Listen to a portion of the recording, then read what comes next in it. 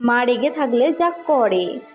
ও মা, আজকে তরকারিটা হেভি হয়েছিল, আমি তো তরকারিটা দিয়ে এক থালা ভাত খেয়ে নিয়েছি। মনা, এত বছর ধরে ফ্রাই ফরমাস খাচ্ছি, রান্না বান্না করছি, রান্না তো ভালো হবেই বল। মা, তুমি কি কোথাও গেছিলে? ওই দুবার ডাকলাম, ওই সারা শব্দ কিছু পেলাম না, তুমি বলে গেলে না তো? মনা, খুব ভুল হয়ে গেছে রে। এবার থেকে যেখানে যাবো প্রথমে তোর বাবার পারমিশন নেব, তারপরে তোর পারমিশন নেব। যদি তোরা পারমিশন দিস তাহলে সেখানে যাব, ঠিক আছে? এমন কি বলে ফেললাম আমি? ও মা, বলছি একটু চুপ থাকবে, ঠিক আছে? আমার ম্যাম ফোন করেছে, আমি একটু কথা বলে নিই, ঠিক আছে? কোনো কথা বলো না কিন্তু। কোনোদিন কারো কথার ওপর আমি কথা দিয়েছি বল? কারো কথার ওপর কথা দিইনি। সে যা বলেছে আমি সবার কথাই শুনে চলেছি। ও মা, একটা ভালো কথা আছে, শোনো।